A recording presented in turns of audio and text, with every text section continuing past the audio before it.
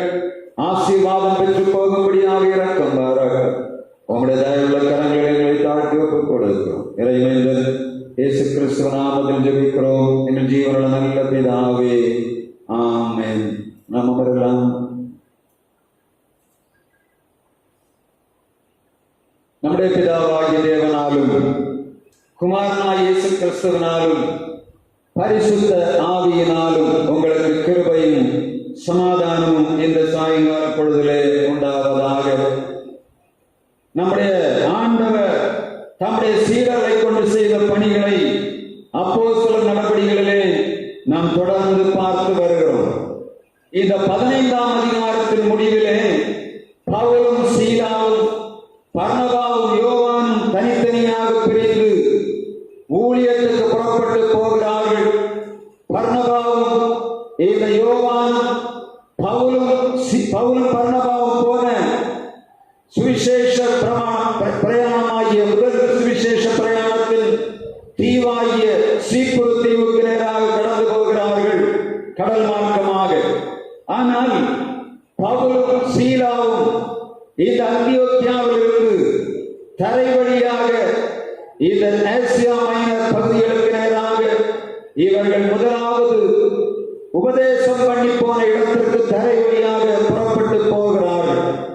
இப்பொழுது அதிகாரத்திலே மிக முக்கியமாக கவனிக்க வேண்டிய ஒரு காரியம், 16ஆம் அதிகாரத்திலே பவுல் ஒரு மனிதனை புதிதாக அவரோடு கூட்டிக் கொண்டு போகிறார். அது யார்?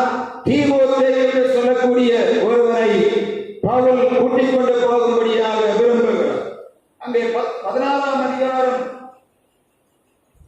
1ஆம் வசனம் சொல்லுகிறது, அதன் பின்பு தெர்பைக்கும் லீஸ்திராவுக்கும் போனான். அங்கே தீமோத்தேயு என்னப்பட்ட ஒரு சீஷன் இருந்தான். அவன் தாய் யூத ஸ்திரீ, தகப்பனோ கிரேக்கன். இப்பொழுது முதலாவது போன பிரயாணத்தை விட்டு வேறொரு பிரயாணத்திலே ஆண்டவர் ஒரு கம்பானியன், ஒரு உதவியாளனை கூட்டிக் கொண்டு போகும்படியாக இந்த பவுலும் சீலாவும் தீமோத்தேயுமாக மூவருமாக கிளம்புகிறார்கள். இங்கே ஒரு தடை காணப்படுகிறது. இந்த தீமோத்தேயு தகப்பன் கிரேக்கனாக இருந்தார், தாய் யூதஸ்ரீயாக இருந்தாள். ஆனால் தீமோத்தேயு விருத்த சேதனம் பண்ணப்படவில்லை. எனவே பவுல் இந்த தீமோத்தேயுவை விருத்த சேதனம் பண்ணுகிறான். ஏனென்று சொன்னால், சுவிசேஷம் அறிவிக்கப்படும் போது இவன் போகிற இடங்களிலே யூதர்கள் நிறைந்து கிடக்கிறார்கள். சுவிசேஷம் அறிவிக்கப்படுவதற்கு தடை வரக்கூடாது என்று உணர்ந்தபடியினாலே இவன் தீமோத்தேயை கூட்டிக் கொண்டு போகும்போது விருத்த சேதனம் பண்ணிவிட்டு அவனை கூட்டிக் கொண்டு போகிறான். இப்பொழுது அவர்கள் சபையாரால் வழிவிட்டு அனுப்பப்பட்டு மூவருமாக கிளம்பி போகிறார்கள். இவர் வரும்போது அங்கே வசனம் சொல்லுகிறது, வருகிற வழியில் எல்லாம் அவர் பட்டணங்கள் தோறும் போகும்போது சபைகளை திடப்படுத்துகிறார்கள். திடப்படுத்தினபடியினாலே அதனாலே சபைகள் விருத்தி அடைந்து பெருகின என்பதை இந்த 16ஆம் அதிகாரம் 5ஆம் வசனம் சொல்லுகிறது. போகிற வழியில் எல்லாம் முதலாவது சுவிசேஷத்தை அறிவித்துக் கொண்டு வந்தார்கள். இக்கவேனியா ஏரியாவிலே, அதாவது பவுல் முதலாவதாக இந்த சீப்ரு தீவு வழியாக வந்து சலாமிஸ் பாப்போ தீவு வழியாக வந்து பெர்கே வந்து அவன் அந்த தரை மார்க்கமாக தெர்பை இந்த இக்கவேனியாவுக்கு வருகிறான். இப்பொழுது இவர் திரும்ப போகும்போது முதலாவது இக்கவேனியா காணப்படுகிறது. இவன் போகிற இடங்கள் எல்லாம் அந்த சபைகளை திடப்படுத்தி விட்டு போகிறான். சபைகள் வளர்ச்சி காணுகிறது. இப்பொழுது இவர் திரும்ப லீஸ்திராவுக்கு வருகிறார்கள். நாங்கள் ஜெபம் பண்ணுகிற இடத்திற்கு போகையில்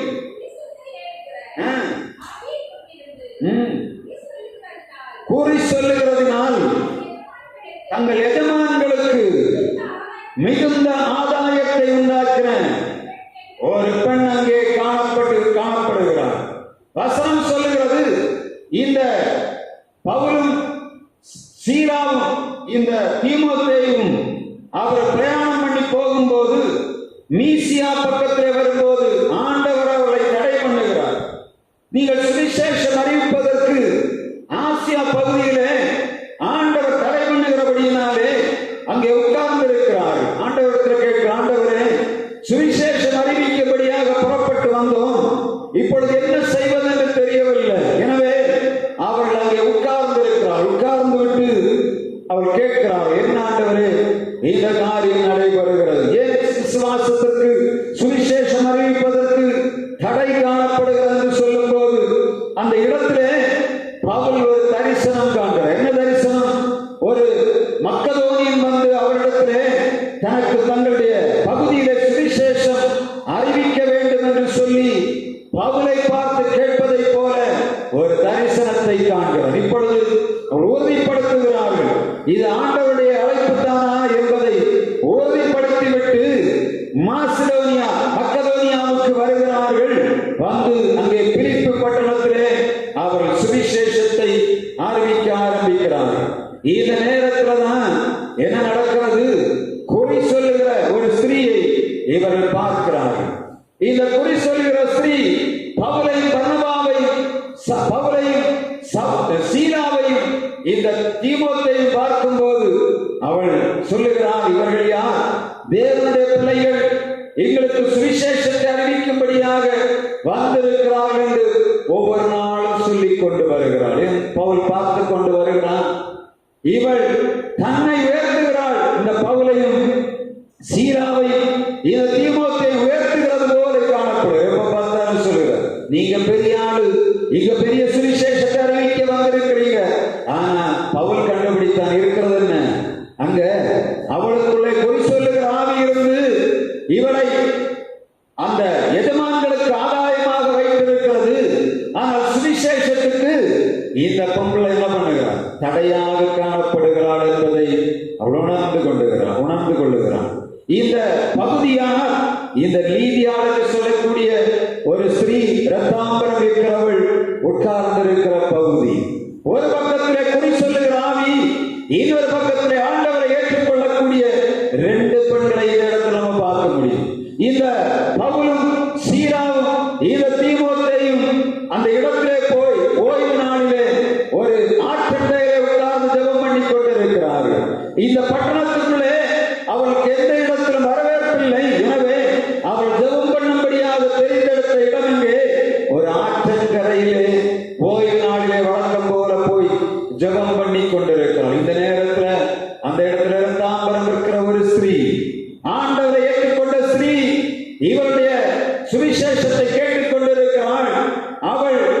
தன்னுடைய வீட்டிலே இவர்கள் தங்க வேண்டும் என்று கேட்டுக்கொண்டபடியினாலே அந்த வீட்டுக்கு போகிறார்கள். வீட்டிலே போய் இந்த இடத்துல சுவிசேஷத்தை அறிவித்துக் கொண்டிருக்கும் போது ஒரு பக்கம் நீதியால் ஜனங்களை சேர்த்துக் கொண்டு வருகிறாள், இன்னொரு பக்கம் குறி சொல்லுகிறவர்கள், குறி சொல்லுகிற ஆவி பிடித்தவள் அவளுடைய எஜமான்களுக்கு ஆதாயத்தை வருத்தி கொண்டிருக்கிறார்கள்.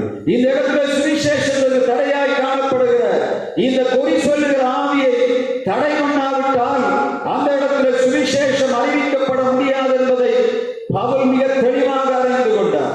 ஏன்னா இந்த கூட்டத்தில் ஜனங்கள் வந்து குறி கேட்டுக் கொண்டிருக்கிறார்கள். அவர்களை ஆண்டவரை ஏற்றுக்கொள்வதை காட்டிலும் குறி சொல்லுகிறதுனாலே பணத்தை கொடுத்து குறி சொல்லுகிறார். அப்படிதான் குறி கேட்க வருகிறார்கள். அவர் குறி கேட்கும் போது அவள் சொல்வதெல்லாம் நடக்கிறபடியினாலே மிகுந்த பணம் வருமானம் இருக்கிறது. அவள் ஒரு எஜமானுக்கு கீழாக உட்கார்ந்து வேலை செய்து கொண்டிருக்கிறாள். எனவே இந்த நேரத்தில் இவளிடத்தில் இருந்த அந்த குறி சொல்லுகிற ஆவியை துரத்தினால் தங்களுக்கு கேடு வரும் என்று தெரியும். ஆனாலும் ஆண்டவருடைய சித்தப்படி இந்த மக்கதோனியாவிலே பிலிப்பி பட்டணத்திலே சுவிசேஷம் அறிவிக்கப்பட வேண்டியது இருந்தபடியினாலே இங்கே ஒரு காரியத்தை ஆண்டவர் என்ன நடக்கிறது? இந்த குறி சொல்லுகிற ஆவியை பவுல் கடிந்து கொள்ளுகிறான். நீ இவளை விட்டு போய் என்று சொன்ன உடனே அந்த ஆவி அவளை விட்டு போய்விட்டது. இப்பொழுது பார்த்தா இவளை குறி சொல்லுகிற ஆவி நின்று போனது. வருகிற ஜனங்கள் எல்லாம் ஏமாற்றத்தோடு திரும்பிக் கொண்டிருக்கிறார்கள்.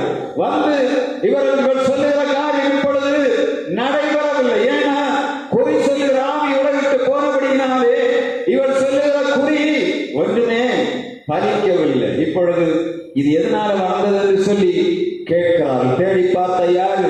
பவுல், சீலா, தீமோத்தேயு நின்று கொண்டிருக்கிறார்கள். இந்த நேரம் வேற ஒண்ணுமே தெரியவில்லை. அவர்கள் என்ன செய்கிறார்கள்? அவர்களை பிடித்து அவருடைய ஆலோசனை சங்கத்துக்கு ஒன்றாக கொண்டு வருகிறார். இவர்கள் ரோமர்களுடைய பட்டணம் இது பிலிப்பி பட்டணம் என்று சொல்ல ரோமர்கள் நிறைந்த பட்டணம். ஆனால் இவர்கள் ரோமர்கள் என்பதை அவர்கள் மறந்து போனார்கள். இந்த பவுலும் சீலாவும் இவர்கள் ரோமாபுரியை சேர்ந்தவர்கள். எனவே இந்த நேரத்தில் இவர்கள் இந்த பவுலையும் சீலாவையும் பிடித்து நன்றாக அடித்தார்கள். அவருடைய வஸ்திரங்களை கிழித்தார்கள். சிறைச்சாலைக்குள்ளே கொண்டு போய் போட்டு அவருடைய கால்களை தொழுதளத்திலே கட்டி போட்டிருந்தார்கள் என்று வேதம் சொல்லுகிறது. நம்ம என்ன பண்றோம்? இவ்வளவு பத்திரம் வந்தாச்சு, என்ன வாரம் கண்டுக என்று சொல்லி எடுத்தாம்பார் ஓட்டம் என்று சொல்லி ஓடி இருப்போம். அப்படிதானே இங்க நடந்த காரியத்தை நீங்க பாத்தீங்கன்னா காலையும் கையும் தொழுநலத்தில் கட்டி போட்டிருக்கிறார்கள். நல்ல அடி, உடம்பெல்லாம் ரத்தமா வடிந்து கொண்டிருக்கிறார். இது இரவு நேரத்தில் அவர்கள் செய்த வேலை எழுதப்படுகிறது. இரவு நேரத்தில் நடுராத்திரியிலே பவுலும் சீலாவும் தேவனை துதித்து பாடினார். அப்போஸ்தலர் 16ஆம் அதிகாரம் 25ஆம் வசனம் சொல்லுகிற வாசிக்கலாம். அப்போஸ்தலர் 16:25 சோதனைகளின் மத்தியிலே ஆண்டவர் கொடுக்கிற விடுதலையை இந்த அதிகாரம் மிக தெளிவாக எழுதி வைத்திருக்கிறது. யார் யாரெல்லாம் இதே போல சூழ்நிலைக்குள்ளே கிடக்கிறார்களோ ஆண்டவருடைய வார்த்தை உங்களுக்கு நேராக கடந்து வருகிறது. அப்போஸ்தலர் 16ஆம் அதிகாரம் 25ஆம் வசனம் சொல்ற வாசிங்க. நடுராத்திரியிலே பவுலும் சீலாவும் ஜெபம் பண்ணி தேவனை துதித்து பாடினார்கள். காவலில் வைக்கப்பட்டவர்கள் அதை கேட்டுக் கொண்டிருந்தார்கள். சடுதியாக சிறைச்சாலை அதிரும்படியாக அதிர்ச்சி உண்டானது. எல்லா கதவுகளும் திறவுண்டது. எல்லாருடைய கட்டுகளும் கலந்து போயிற்று வேதம் சொல்லுகிறது. எல்லா விதமான எதிரடியான சூழ்நிலையிலும் சரீரத்திலே வேதனைகளோடு கைகள் கால்கள் கட்டப்பட்டவர்களாய் கிடந்த சீடர்களுக்கு ஒன்று மாத்திரம் தான் தெரிந்தது. தாங்கள் விடுதலையாக்கப்பட வேண்டும் என்று சொன்ன தங்களால் முடியாது. இப்பொழுது நினைக்கிறார்கள் தேவன் கொண்டு வந்தது என்ன நோக்கமோ என்று தெரியவில்லை. ஒருவேளை என்ன பாடியிருப்பாங்க என்று தெரியவில்லை. கர்த்தரை விடுதலையாக்கி விடுவார் என்று பாடினார்களோ, நீரங்களை விடுதலையாக்கினால் விடுதலையாக்காவிட்டால் என்று பாடினார்களோ, எப்படி சூழ்நிலை இருந்தால் என்று தெரியவில்லை.